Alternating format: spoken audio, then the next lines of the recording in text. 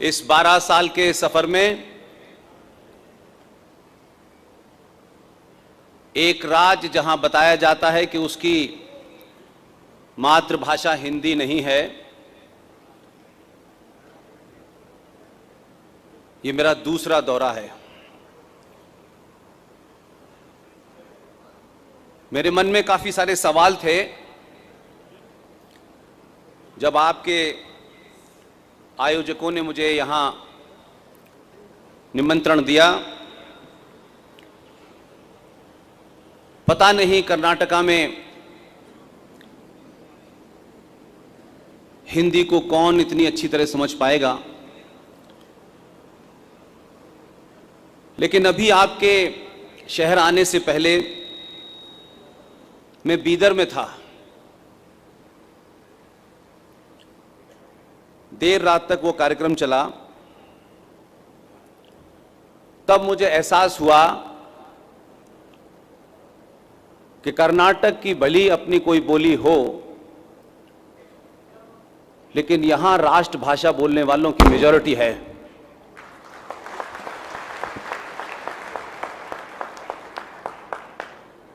आज के कार्यक्रम के आयोजक, मुंतजमीन, ऑर्गेनाइजर, फाउंडेशन इंडिया, इस संस्था के तमाम पदाधिकारी और इस संस्था के से जुड़े हुए तमाम सारे लोग, इतनी बड़ी संख्या में आप मुझ जैसे एक साधारण आदमी को सुनने आए हैं, इसके लिए तहे दिल से आपका धन्यवाद। –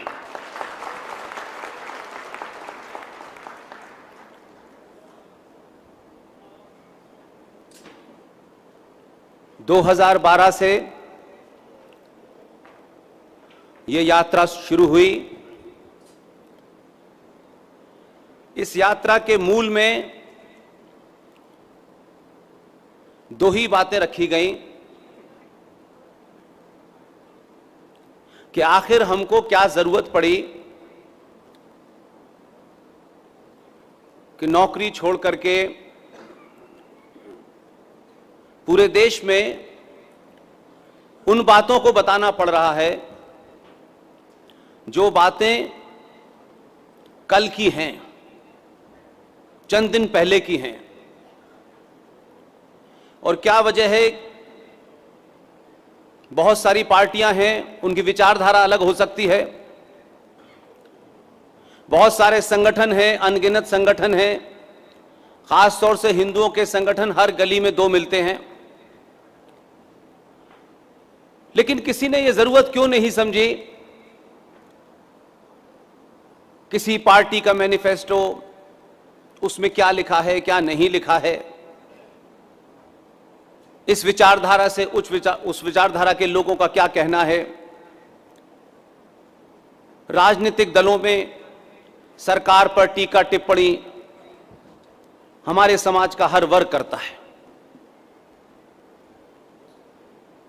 अनेकानेक कथाकार भी हैं इस देश में, प्रवचन करने वाले लोग भी हैं। इतने लंबे सफर में ऐसा महसूस होता है कि सबने मिलकर के सनातनी हिंदुओं के खिलाफ एक गहरा षड्यंत्र किया है।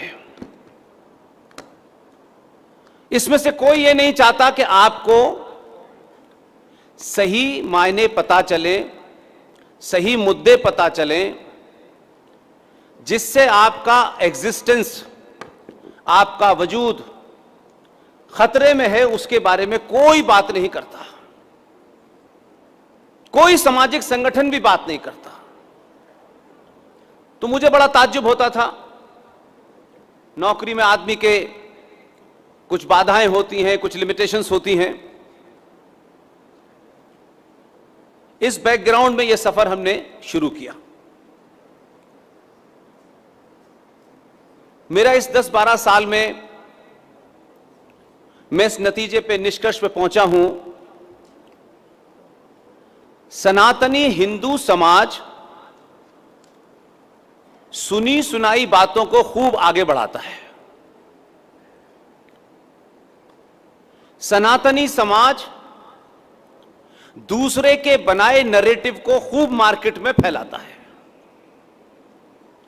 सनातनी हिंदू समाज बोलने से पहले, चिल्लाने से पहले उस शब्द के अर्थ भी नहीं जानता, लेकिन पूरी ताकत के साथ उस शब्दों का इस्तेमाल करता है। जितने और वर्ग इस देश में रह रहे हैं, हम कह सकते हैं कि हो सकता है उनके यहां पीएचडी और डॉक्टर और इंजीनियर ना हो, और हमारे यहां ऐसे लोगों की बहुत भरमार है। कहा जाता है बहुत पढ़े लिखे लोग हैं, हर फील्ड में आगे हैं, और अब तो जरा सी बात पे तुलना होती है तो बताया जाता है कि फला अंतर्राष्ट्रीय कंपनी का सीईओ एक हिंदुस्तानी है और सनातनी हिंदू है। हम इस पे गर्व भी महसूस करते हैं। लेकिन दुनिया में जितने भी राष्ट्र हैं, उन राष्ट्रों को कभी भी बड़े बड़े सीईओज ने, इंजीनियर ने, डॉक्टर ने कभी नहीं बचाया। इसलिए राष्ट्र और देश के बारे में बड़ी भ्रांति है, बड़ा कंफ्यूजन है हमें। और राजनीतिक लोग जब अपने स्वार्थों से किसी नारे को गढ़ते हैं तो उसमें किसी पार्टी का स्वार्थ तो हो सकता है, राष्ट्र का स्वार्थ नहीं होता। इसलिए एक नहीं अनेक झूठ हैं, और कॉन्शियसली अनकॉन्शियसली शायद हम उनको सुनते भी हैं, लेकिन पता नहीं कौन सा वो लालच है, कौन सा वो डर है कि हम 10 सेकंड रुक करके उससे पूछते नहीं हैं कि ये जो आप चिल्ला चिल्ला के पिछले 50 साल से कह रहे हैं, इसका अर्थ क्या है।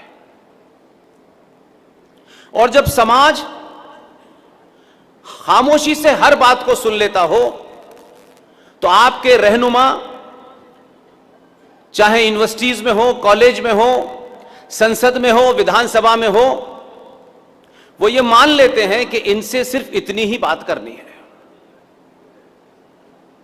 और समाज से एक बार गलती हो जाए, 2 बार गलती हो जाए, और समाज बार बार मूर्खों को चुनने लगे तो समझ लीजिए कि समाज गड़बड़ हो गया है।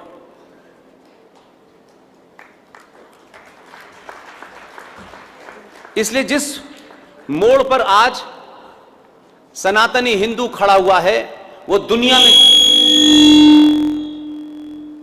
दुनिया में किसी और देश की नहीं है। हमारे विद्वानों ने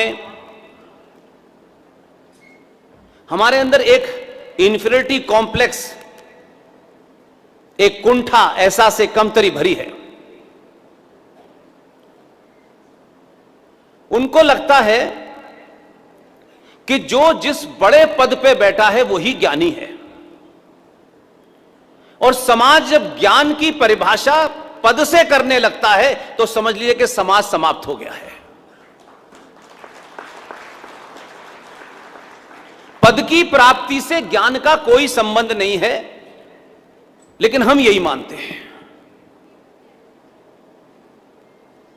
इसलिए हम अपने बीच में जो ज्ञान की बात भी करते हैं, लेकिन उनके पास कोई पद नहीं होता, वो किसी बड़े संगठन, ठेकेदारों के छोटी सी दुकान नहीं चलाते, तो उनके बारे में लोग सोचते हैं ऐसे ही कोई बेवकूफ किस्म का आदमी है, ऐसे ही बकता रहता है।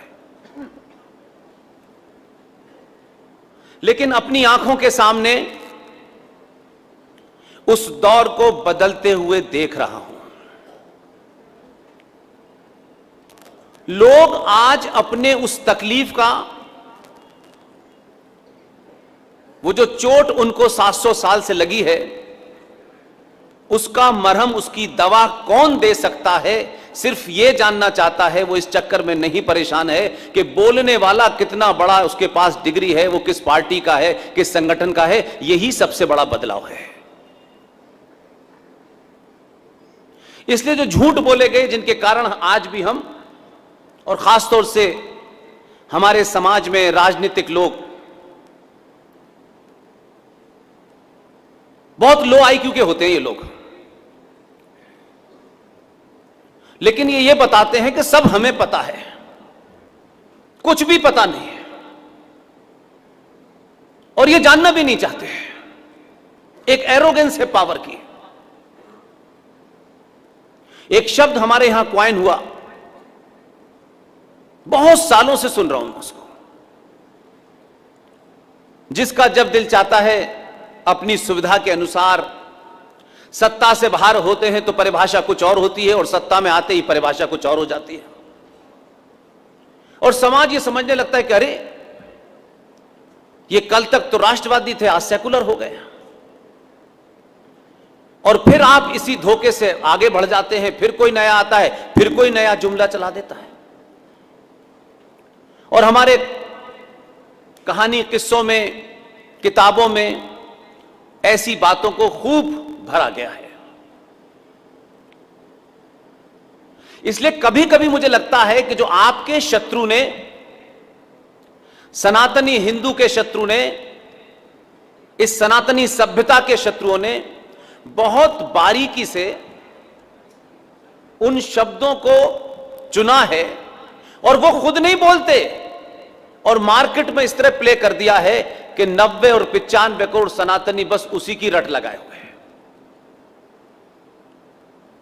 दुनिया का सबसे बड़ा झूठ है सारे धर्म बराबर हैं। अब इस पे कभी किसी ने रुक के अपने आप से नहीं पूछा कि मैं कह क्या रहा हूं। बड़े बड़े 4-4, 5-5 करोड़ रुपए लेकर के कथा बांचने वाले भी मौजूद हैं, बड़े बड़े वाइस चांसलर हैं, कई सारी डिग्रियां हैं उनके पास में, पीएचडी भी हैं।